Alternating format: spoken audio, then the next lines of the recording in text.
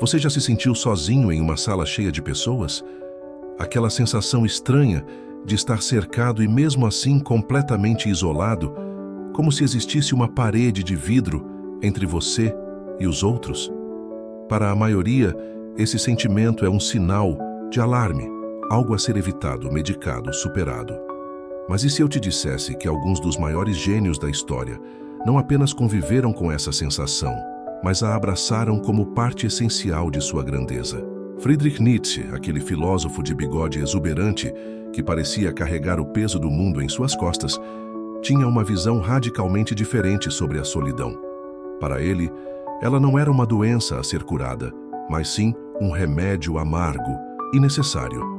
Seja solitário, seja miserável, seja rejeitado, seja tudo o que quiserem, escreveu ele, mas seja você mesmo. Em uma era onde a conexão constante é vendida como virtude suprema, onde estar offline por mais de 1 hora já gera ansiedade, talvez valha a pena perguntar: e se Nietzsche estivesse certo? E se a verdadeira grandeza só pudesse nascer no silêncio da mais profunda solidão? Nietzsche não era fã de meias-verdades ou consolos fáceis. Seu pensamento era como um martelo golpeando impiedosamente as ilusões confortáveis que a sociedade construiu. E poucas ilusões são tão confortáveis quanto a ideia de que precisamos estar sempre conectados, sempre pertencendo, sempre fazendo parte da manada. Para ele, essa necessidade desesperada de aprovação, esse medo visceral de ficar sozinho, não era um sinal de saúde mental, mas sim o sintoma de uma profunda fraqueza espiritual. A maior parte daquilo que chamamos de sociabilidade consiste em fofoca e mentiras gentis, poderia ter dito Nietzsche em um de seus dias mais ácidos. E não estaria completamente errado. Quantas conversas você teve hoje que foram genuinamente significativas?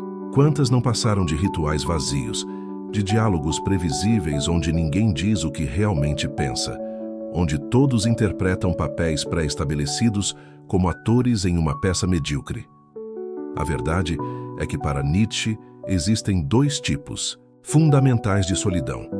A primeira é aquela imposta, indesejada, que surge quando somos rejeitados ou incompreendidos.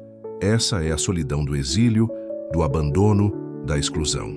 É dolorosa sim, mas não é dessa que Nietzsche fala quando menciona a solidão como caminho para a grandeza.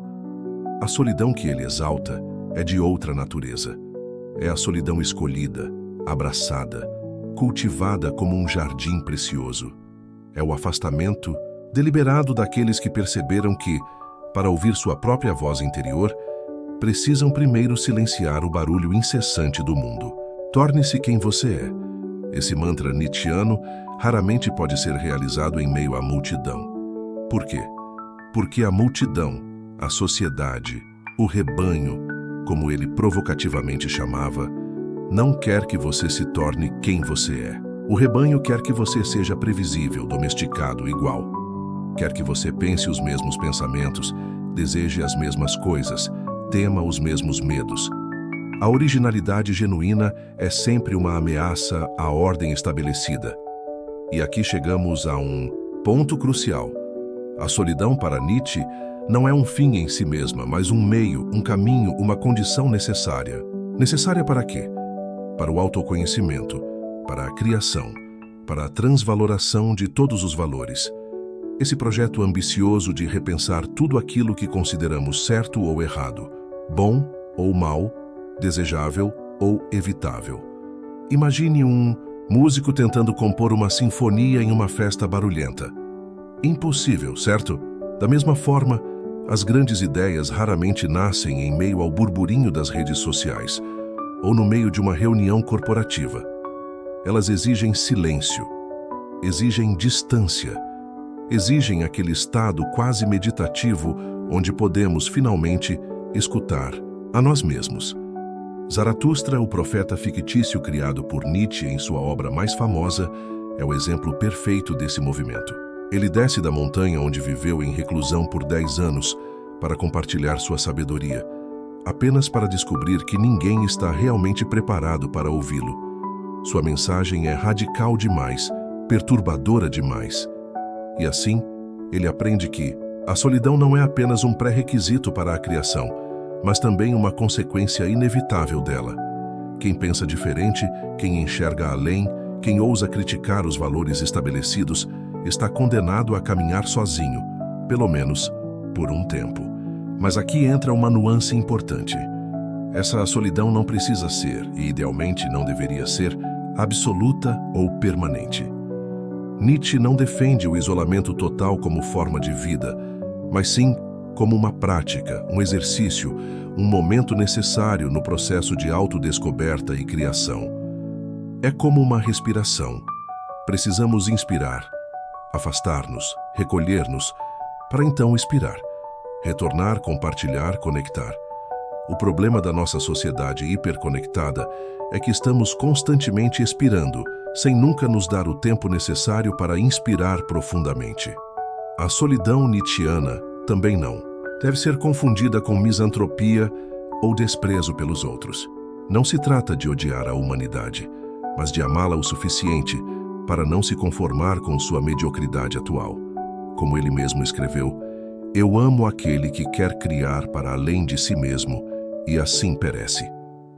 Esse criar para além de si mesmo frequentemente exige solidão, mas seu objetivo final é um novo tipo de comunidade, uma nova forma de conexão baseada não na conformidade, mas na autenticidade. Essa ideia encontra eco em outros pensadores. Jung, por exemplo, falava do processo de individuação, aquela jornada interior em busca do verdadeiro self, como algo que inevitavelmente nos separa, pelo menos temporariamente, do coletivo. Thoreau foi para os bosques para viver deliberadamente. Wittgenstein abandonou Cambridge para viver como eremita na Noruega. Heidegger tinha sua cabana na Floresta Negra.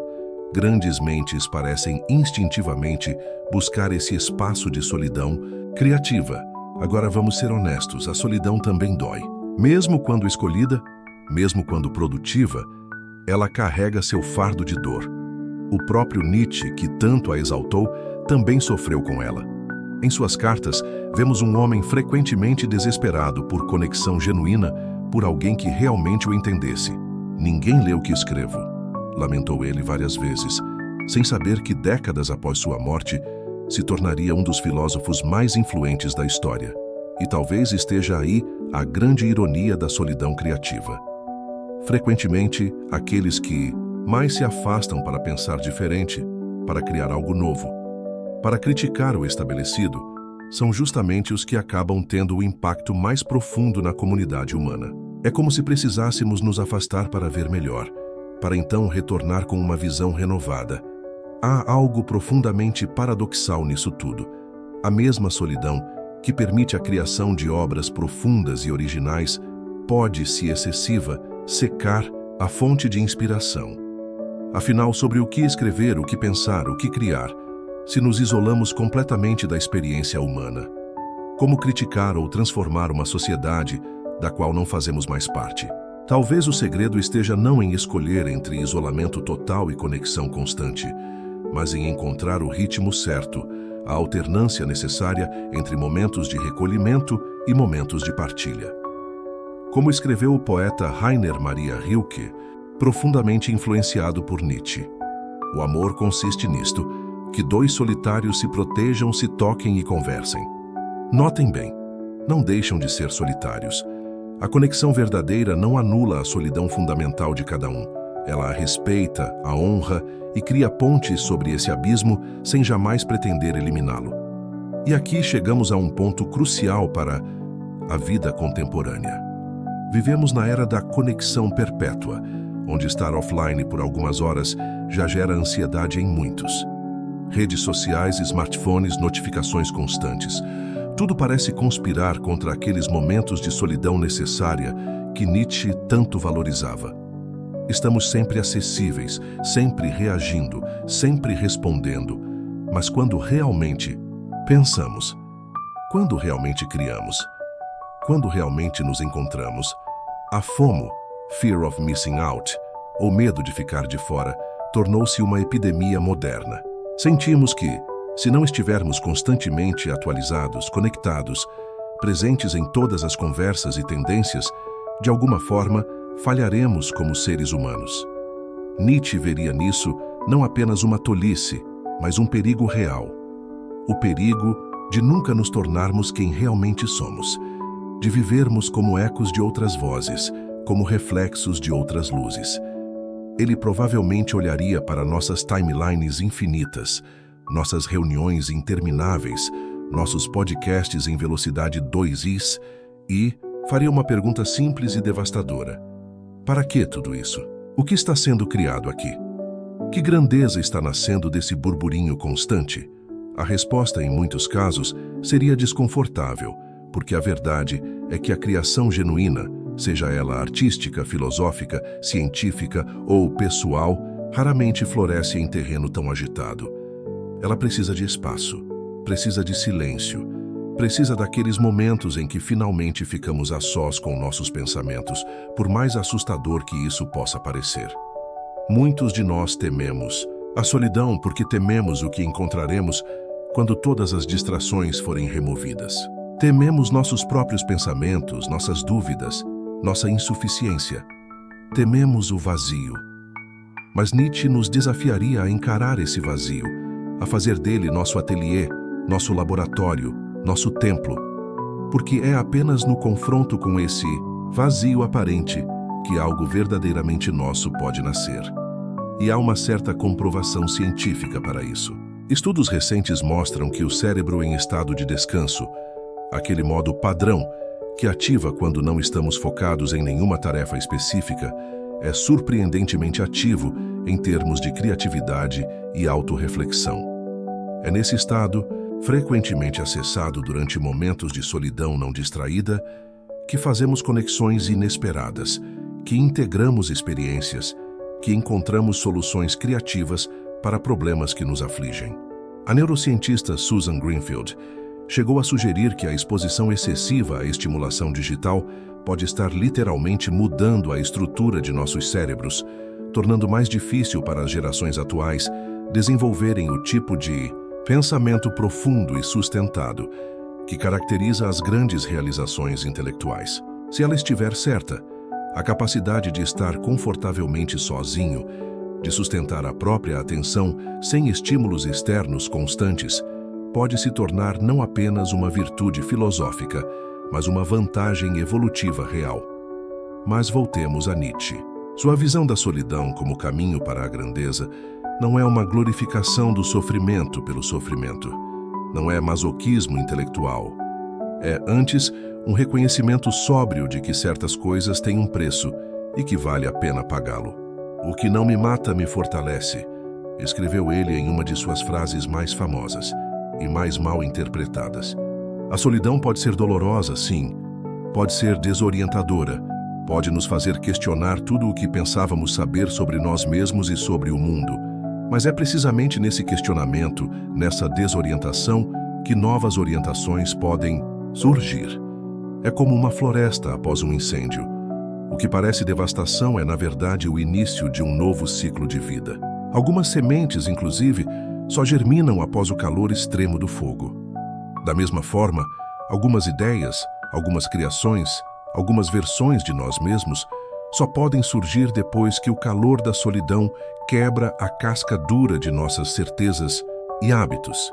Mas sejamos claros, nem toda solidão é produtiva, nem todo isolamento leva à grandeza.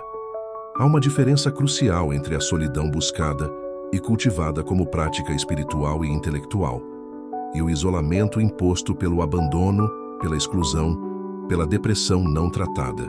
Nietzsche não está falando desta última, embora, ironicamente, tenha acabado vivendo-a em seus últimos anos, após seu colapso mental em 1889. A solidão nietzschiana é ativa, não passiva. É uma prática, não uma condição. É uma ferramenta de transformação, não um fim em si mesma. É como o jejum, valioso como disciplina temporária, potencialmente perigoso como estado permanente. E talvez o aspecto mais intrigante dessa visão seja que, ao final, a solidão bem vivida não afasta necessariamente as pessoas de nós. Ela apenas muda a qualidade das conexões que formamos. Quem passou pelo fogo purificador do autoconhecimento solitário frequentemente desenvolve uma capacidade muito maior de conexão genuína, porque não depende mais dos outros para preencher vazios internos ou para confirmar seu valor. Como escreveu Rilke novamente, eu acredito que quase todas as nossas tristezas são momentos de tensão que experimentamos como paralisia, porque não mais sentimos vivas as nossas forças rejuvenescidas. Porque estamos sozinhos com o estranho que entrou em nós. Porque tudo aquilo em que confiávamos e com que estávamos familiarizados nos é tirado por um momento. Porque chegamos ao meio de uma transição onde não podemos permanecer parados. Essa passagem captura perfeitamente o paradoxo da solidão criativa. É desconfortável precisamente porque algo novo está nascendo em nós, algo que ainda não reconhecemos, algo que desafia nossas antigas certezas e identidades. É o momento da borboleta no casulo. De fora, parece que nada está acontecendo, que houve uma regressão, um fechamento. Mas dentro, uma transformação radical está em curso. Então, o que fazemos com essa ideia incômoda, essa sugestão de que a grandeza, seja ela qual for para cada um de nós, talvez exija períodos de profunda solidão? Como equilibramos esse insight nietzschiano com as demandas práticas de um mundo hiperconectado? Um mundo que parece conspirar contra qualquer forma de recolhimento. Talvez o primeiro passo seja simples: criar pequenos intervalos de solidão deliberada em nossas vidas. Não precisamos nos mudar para uma cabana na floresta ou nos trancar em uma caverna por 10 anos. Podemos começar com gestos modestos. Uma caminhada sem o celular, uma hora de leitura sem interrupções, um final de semana offline. Pequenos momentos onde nos permitimos estar verdadeiramente sozinhos com nossos pensamentos, sem a anestesia das distrações constantes. E talvez o mais importante, podemos aprender a ver essa solidão não como um fracasso social, não como uma punição, mas como um presente que damos a nós mesmos. Um espaço sagrado onde algo genuinamente nosso pode nascer. Como você tem cultivado sua solidão? Você a teme ou a abraça? E se Nietzsche estiver certo, o que poderia nascer desses momentos de recolhimento em sua própria vida? Pense nisso. E se este vídeo tocou em algo importante para você, compartilhe com alguém que talvez precise ouvir que sua solidão não é uma maldição, mas possivelmente o berço de sua maior criação. Até o próximo vídeo.